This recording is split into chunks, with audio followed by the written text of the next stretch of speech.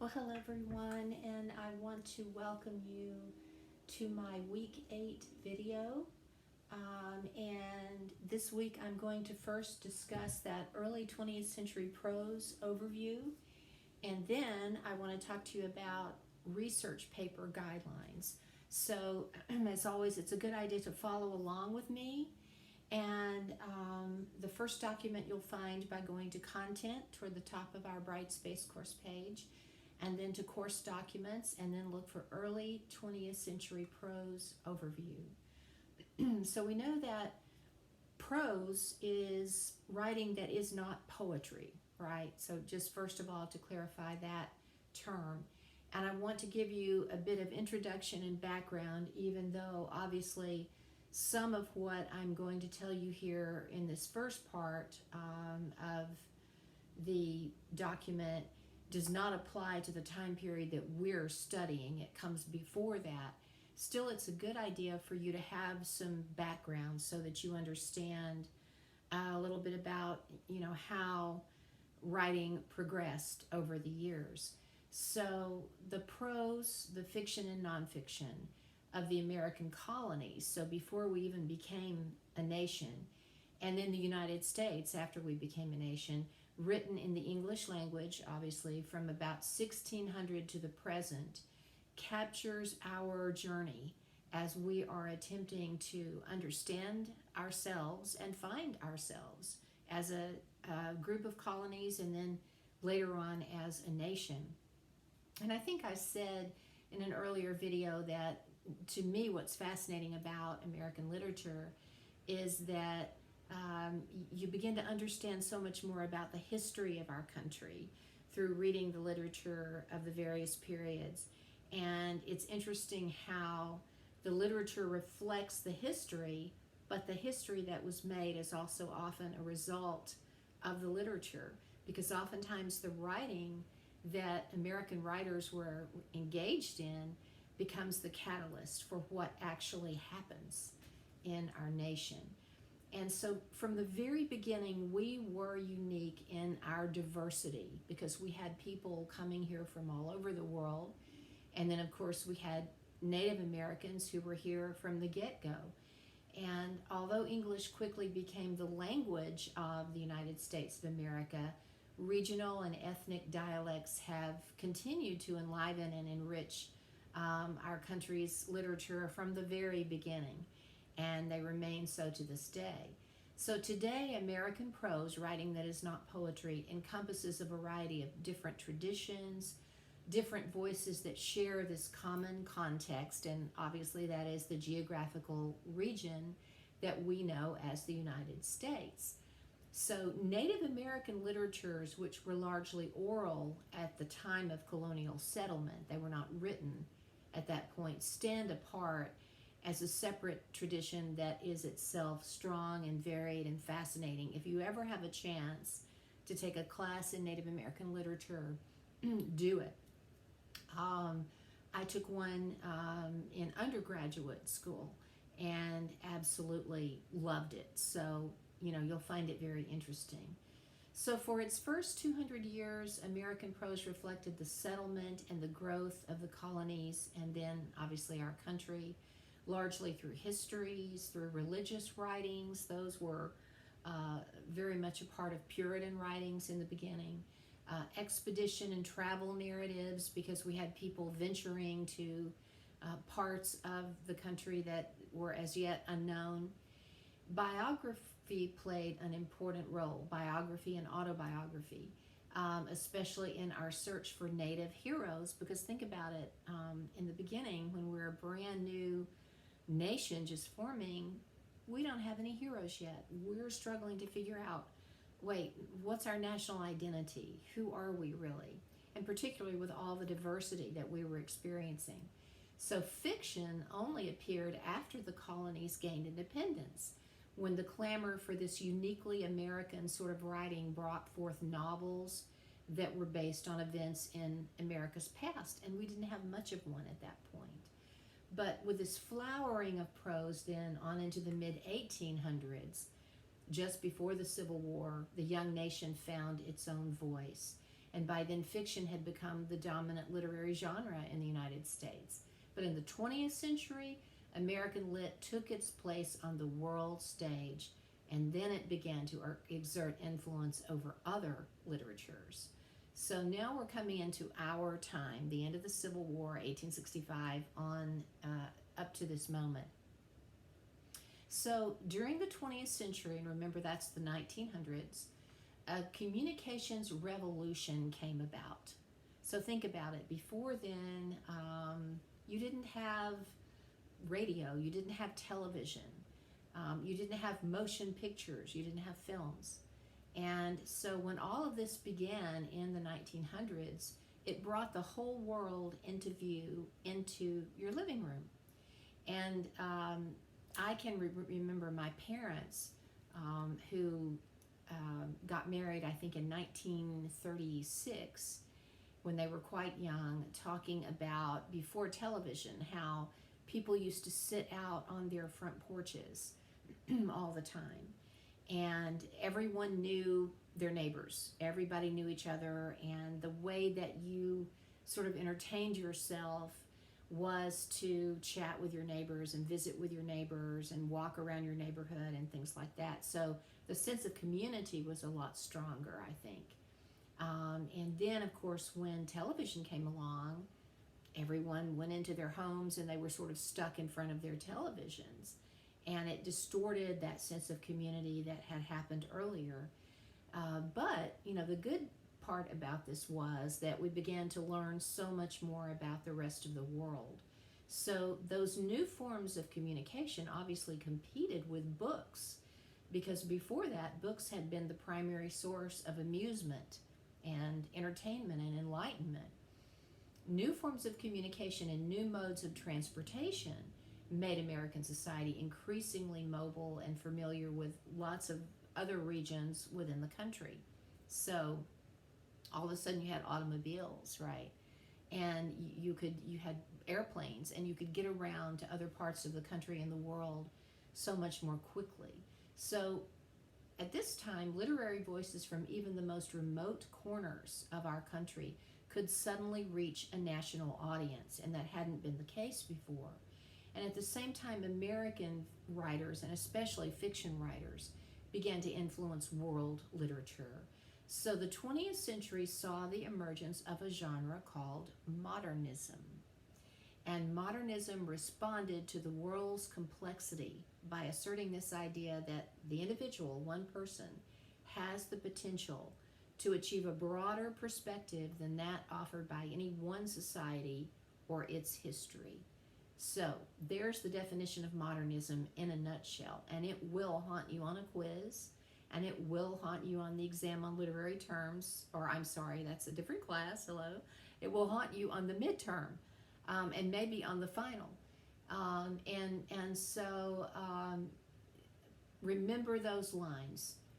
Modernism responded to the world's complexity, because even though transportation was improving and communication was improving and the world was coming into view, life was becoming more and more complex in different kinds of ways.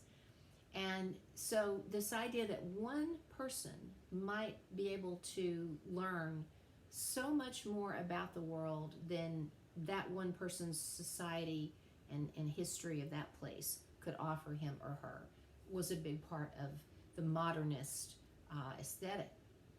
And so realism, naturalism, regionalism, which is also another name for local color, realism, were still viable modes of expression, but they reflected too the increasingly complex reality of 20th century life. You had, again, as with the rise of realism, you had immigration, industrialization, increasing more and more and more, leading to more urbanization, more folks moving into the big cities, and in turn to class stratification. So you had some people in the big cities who were now very, very poor. You had others who were very, very wealthy. And at the beginning of the 19th century, the 1800s, you know, American authors were struggling just to convince the world that we even had a history, that we had an identity.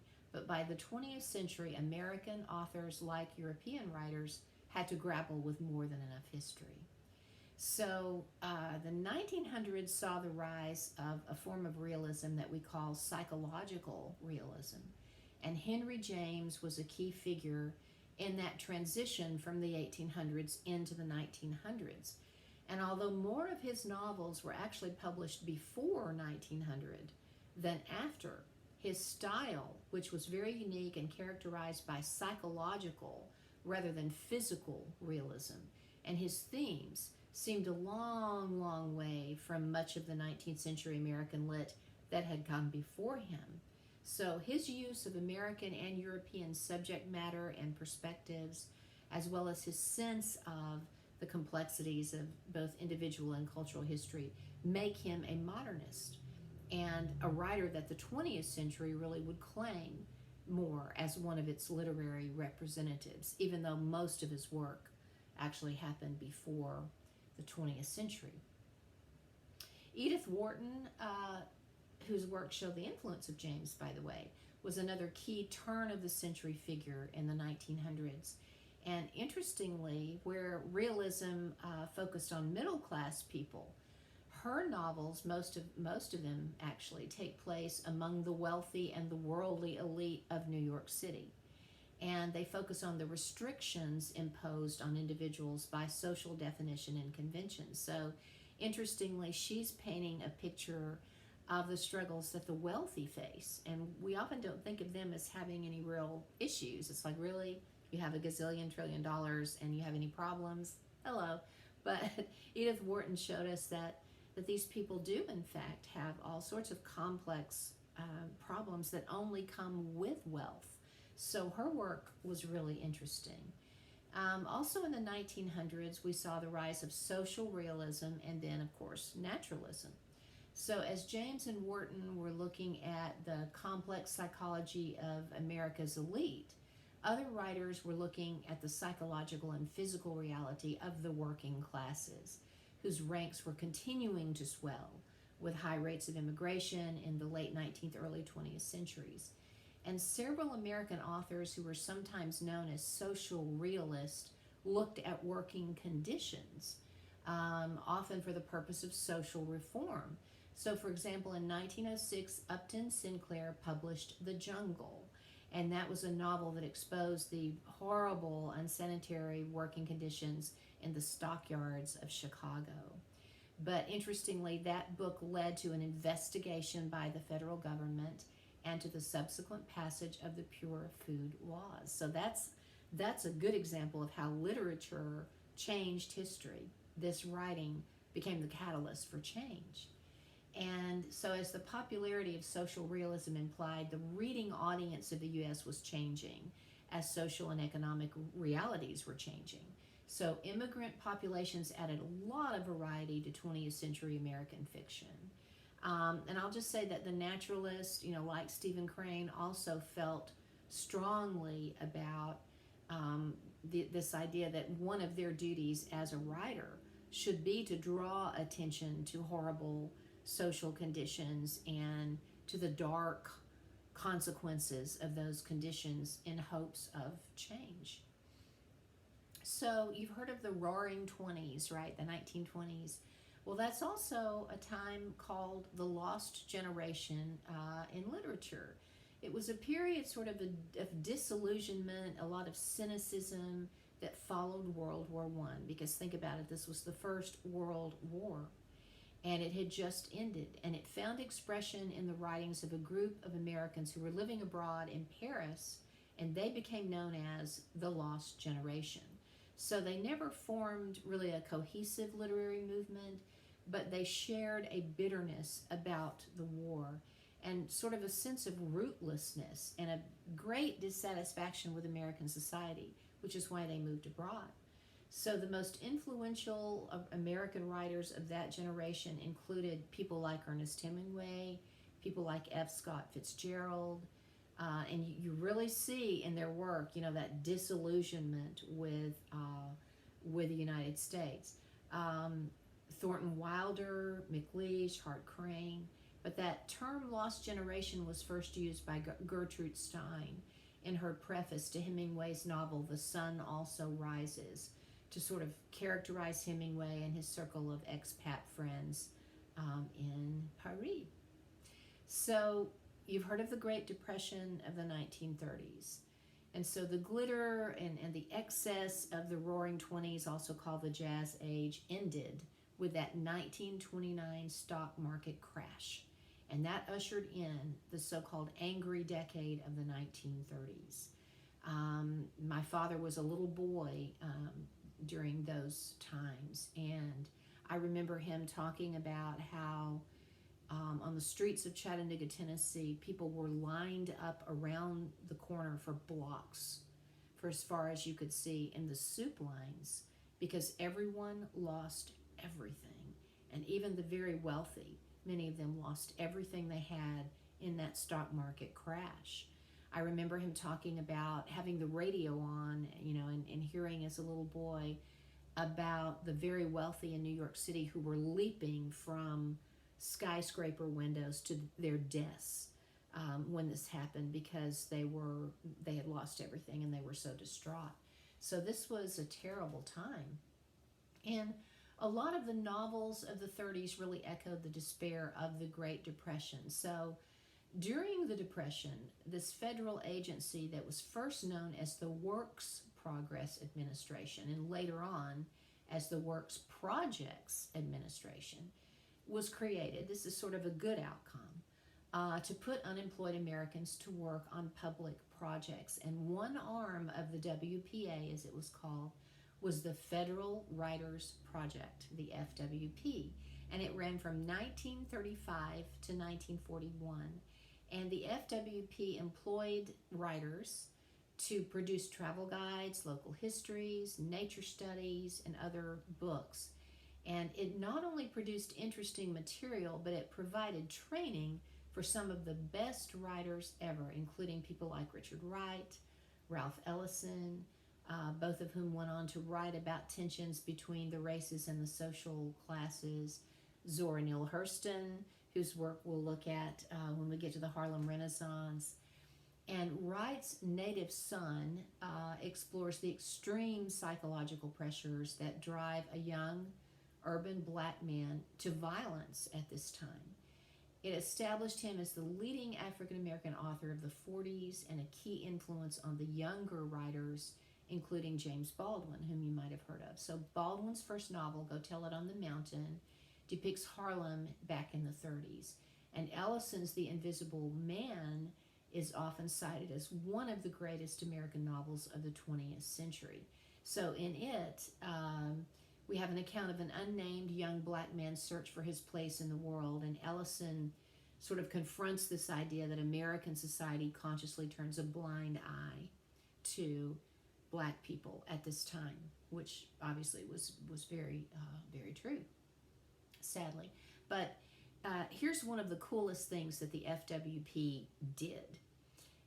They sent writers into the American South because at this point in time, in the 30s, the African Americans who had been enslaved during the Civil War and before the Civil War were rapidly dying. They were, by this point, very old, most of them, and they were dying. And so the FWP sought to chronicle their stories. And they had some very crude audio recording equipment, but nevertheless, they sent this recording equipment down with writers, people like Zora Neale Hurston.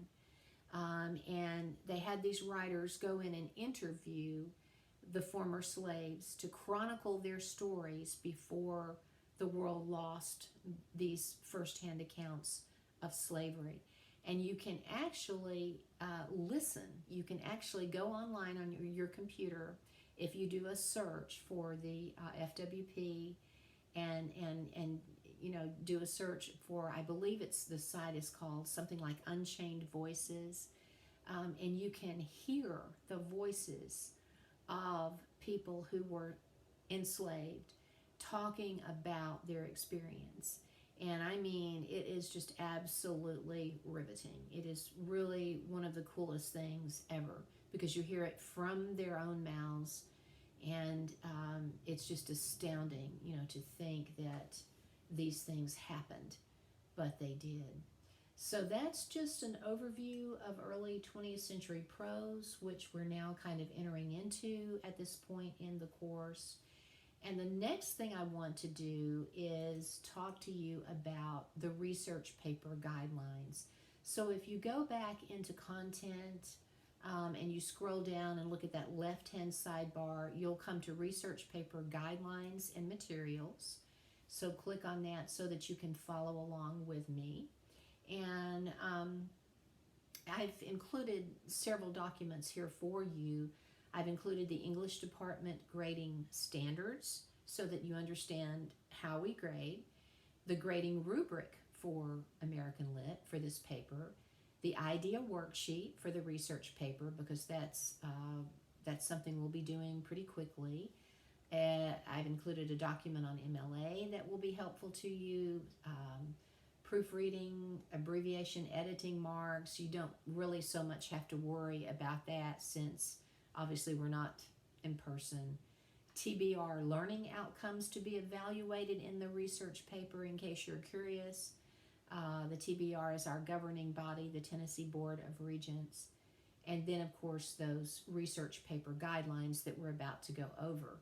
I've also included 3 examples of A-level research papers from past semesters, and I strongly encourage you to read them, to look at how they're set up, to look at the MLA citation in them because they're done well, and that should be helpful to you as well. So click, if you will, on research paper guidelines, and let's take a moment to go through this sheet. So for this paper, and it's a big deal because it's worth 20% of your final grade in this class. You'll submit a well-researched essay that explores in depth an American text, a piece of writing. It might be a poem, it might be fiction, that is representative of one of the time periods and genres that we're looking at this semester. So it might be an example of realism, it might be local color realism, it might be naturalism, it might be African American literature of that late 19th, early 20th century period. It might be early 20th century poetry or prose, imagism, like with Amy Lowell. It might be drama of the 20th century. It could be Harlem Renaissance writings, later 20th century prose or poetry. So you certainly may, if you wish, choose readings that are listed on our class syllabus. So if there is a reading that we have read together or that we're going to read together that you particularly enjoy and it resonates with you, I would encourage you to choose that, because obviously if you enjoy a piece, you're going to write about it more effectively. But alternatively, you could also choose a text not listed in the syllabus. That's your choice. However, you have to choose a text written by an American author, because this is American literature, within that time period of our class. So 1865 to now. So if it's before 1865, you may not use it. And if it's written by an author who is not an American author, you may not use it and you would receive a 0. So don't make that mistake. Here are the important dates. In week 10, we'll do our idea workshop for the research paper. And if you had me before in 1010 or 1020, you know that I always do idea worksheets for the major papers. And essentially, this is a document that I give you that's up online, obviously, and it asks you several questions and just sort of provokes you to begin to think about this paper, how you want to approach it, what your main points might be, what your thesis statement might be, etc. So click on Content, Research Paper Materials, and then, as we just saw a moment ago, look for Idea Worksheet for the research paper to read the sheet. And then when you're ready to submit it, click on Assignments and Idea Worksheet to submit. And you want to do that before 11:59 p.m. on Sunday, the 28th of March. If you do it after that, you will have missed the assignment. And then in week 12, that's the 5th of April through the 11th of April, I'll ask you to upload a copy of your rough draft in progress of the research paper before 11:59 p.m. on Wednesday, the 7th of April. And so you want to click on assignments up at the top of our Brightspace course page, and then look for rough draft of the research paper. Aim for at least 2 full pages in length. If you have less than that, that's really not enough material for me to offer you feedback effectively on. So aim for 2 pages. If you're able to do more than that, that's great. And I will then get back to you with my comments within that text over the next several days after that. It will be extremely important. Let me stress this again. Extremely important for you to thoroughly read my comments and then enact them into a final draft of your paper. Okay? So do not make the mistake of not going back into assignments and going back into your rough draft and reading my comments and enacting the changes I suggest, because not doing that will hurt your grade. You would be amazed at how many students I have who never even read those comments, much less make the changes. And this is something that I'm doing for you to help you. A lot of professors will not take the time to comment extensively on rough drafts. They will not do it, because essentially that's your professor doing the work of grading your paper just without giving you a grade, and then having to turn right around and grade the actual final draft of the paper yet again. So take advantage of my kindness there and read my comments and enact the changes I suggest. Note that 10 points are deducted from your research paper grade if you do not upload that rough draft before 11:59 p.m. on Sunday, the 7th of April. I will dock those 10 points, because if I'm going to take the time to give you that feedback, that extensive feedback, the least you can do is submit the rough draft on time. And then in week 13, on Sunday, the 18th of April at 11:59 p.m., that's when the final draft of your research paper is due. And you'll submit it also through the assignments tab. 10 points are deducted from your research paper grade. And remember, it's worth 20% of your final grade in the class. That's a big chunk. For every calendar day that paper is late, including the day that it's due and weekends. After 5 days, I do not accept papers because they would be Fs. So make sure you get it in on time and don't lose points. Here are the specifics. The final draft of your paper needs to be between 4 to 6 pages in length. So it must be 4 full pages long. If it's less than 4 full pages, I will deduct some points from your grade. Obviously, it's got to be typed, double-spaced, in Times New Roman 12-point font with normal standard margins. You must use MLA in-text citations. So you've got to have quotes, and you've got to cite at the end of your quote with the author's last name and the page number in parentheses. If it's a poem, it will be the author's last name and the line number. And then a separate works cited page at the end of your paper. If you don't have quotes and in-text citations and a works cited page, you may very well fail the paper. So make sure that you're doing that. Your paper should contain a total of 4 reliable sources. So 4. One of those will be the text that you're analyzing. So you'll have to find 3 others. 2 of the 4 must consist of a book or an article that would be considered scholarly, peer-reviewed. So you definitely need to look for critical literary analysis of your chosen text. And the library can help you. So go to Pellissippi's library page. You can get to that by going to the Pellissippi page, going to the A to Z index, looking for L and clicking on library. And you'll see a little tab that says Ask a Librarian. And if you click on that, you can chat with a librarian in real time during normal business hours, Monday through Friday.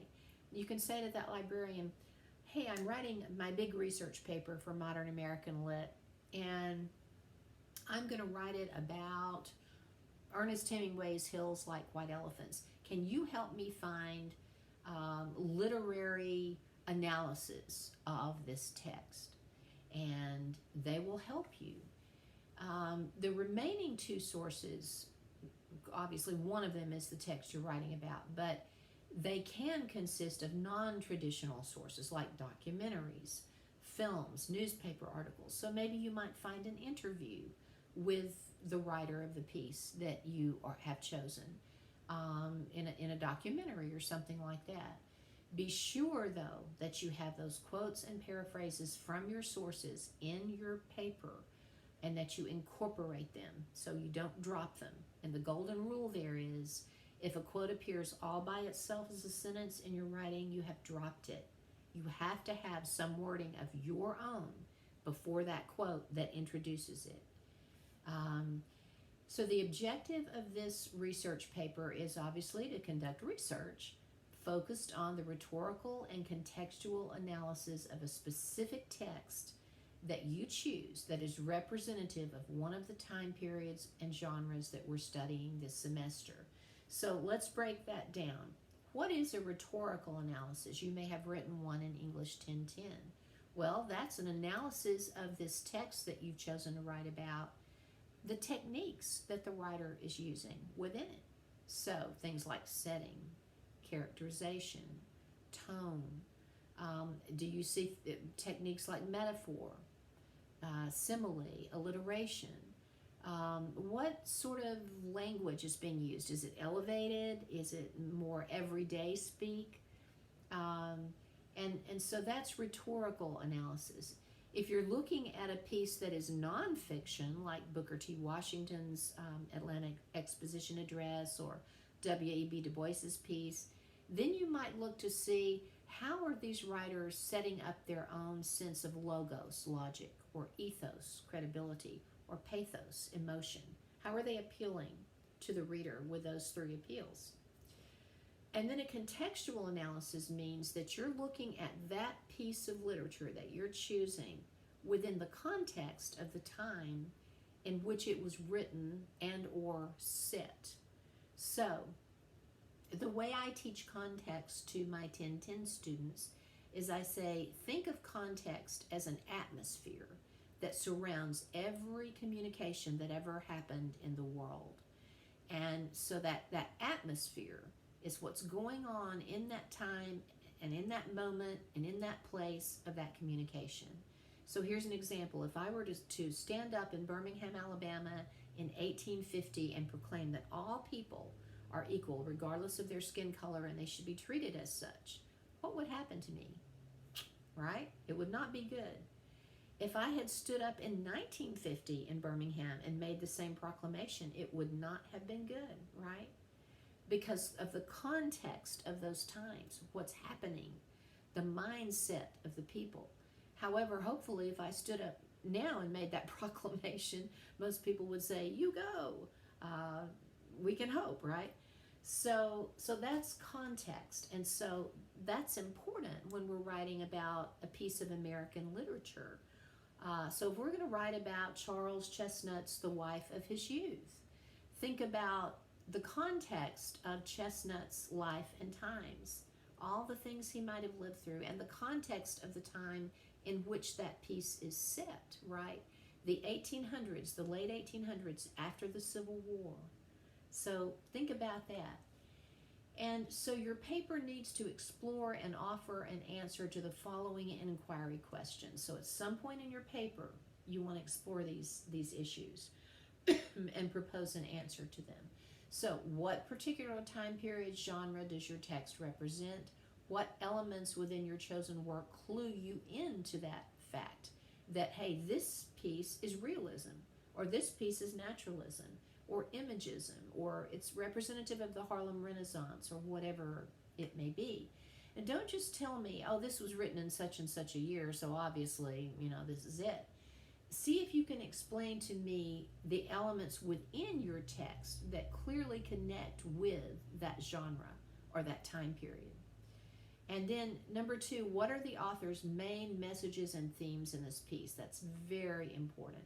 There may be just one, there may be 3, there may be 5, right? Tell me about the themes. Tell me about the point here. What rhetorical techniques are at work in this piece of literature? So as I mentioned before, are we seeing symbolism, metaphor, simile, the rule of three, free verse if it's a poem, or rhyme, a true rhyme, slant rhyme? What are we seeing in it? Why does this particular text have meaning? Tell me that at some point. How does it make us more conscious maybe of certain philosophical ideas? Now, that may or may not apply to every single piece that we are reading together. But, for example, ideas like determinism versus free will. So Stephen Crane would say in War is Kind, hey, you don't have any free will. Everything is determined for you, determinism, by your genetics and the time and place in which you're born, right? And if you happen to be male and turning 18 right in the middle of a great big war, well, goodbye to you. So that's how a piece might connect with determinism. But on the other hand, we might have pieces where we clearly see that the characters have free will to make choices, such as, in The Wife of His Youth. Mr. Ryder has the freedom of choice to decide, will he take Liza Jane back? Will he tell her, I'm Sam? I have a feeling she always knew that anyway. Liza Jane has the freedom to go to Mr. Ryder to begin with, and so on and so forth. Or maybe there are political or ideological values inherent in the piece you're writing about, like equality, freedom of speech, maybe. And so to conduct a successful research paper, your paper should contain the following: a clear, identifiable thesis statement at the end of your introductory paragraph that tells us what this paper is going to do, right? Paragraphs that begin with clear topic sentences. That's the first sentence in a paragraph. So those sentences are going to tell us, here's what this paragraph is going to be about, and that support main points or ideas. And I've kind of given you some main points: time period, genre, main messages, theme, rhetorical techniques. Why does the piece have meaning, right? And then a minimum of those 4 sources, 2 of which must consist of scholarly books or articles, and quotes and or paraphrases from your sources. You've got to have quotes, though, that must be cited in MLA citation within the body of your paper, and then on that separate works cited sheet at the end. So that is the research paper in a nutshell. And as I say, I will give you very extensive feedback about it when I make my comments on your rough draft. So be sure that you go in and have a look at it. Thanks for listening.